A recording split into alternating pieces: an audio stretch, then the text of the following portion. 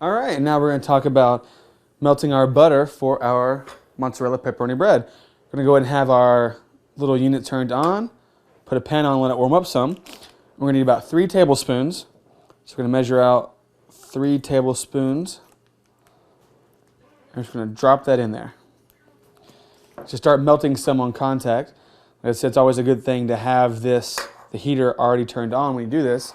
That way it'll make the melting process go a little bit faster.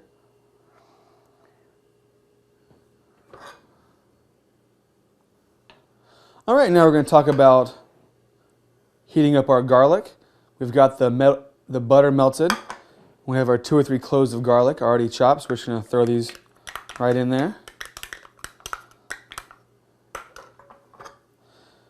I'm actually just going to saute this for about 1 to 2 minutes. Essentially, we're going to make a nice little garlic butter here. We're going to spread this on the bread. So you see it starting to bubble up there, and immediately the garlic starts to open up and you can smell it. It's a great thing. Garlic's actually really good for you, just not on a first date. That happened to me once. I was on a date and had too much garlic. Went in for the kiss at the end, and let's just say a second date didn't happen. I learned my lesson the hard way. But once you become comfortable with that person, it's always I guess a good thing. You can test the boundaries. This is actually a really good thing to do for a party. Have some loved ones over. Like I said, you want to cook it for about a minute.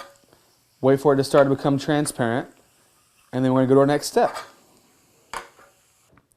All right, now we're going to talk about brushing our bread with our melted garlic butter.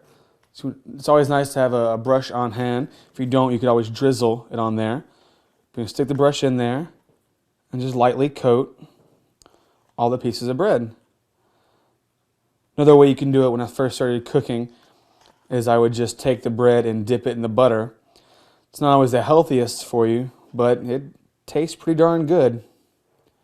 So you just want to dab all these pieces on the top. Remember, you always have to have enough butter to go around to all the pieces of bread. So it's nice to dab a little bit, then go to the next one, then dab a little bit and go to the next one. When you go back, you see, oh, I have some more room. Go grab some more butter and get all the other pieces that you missed.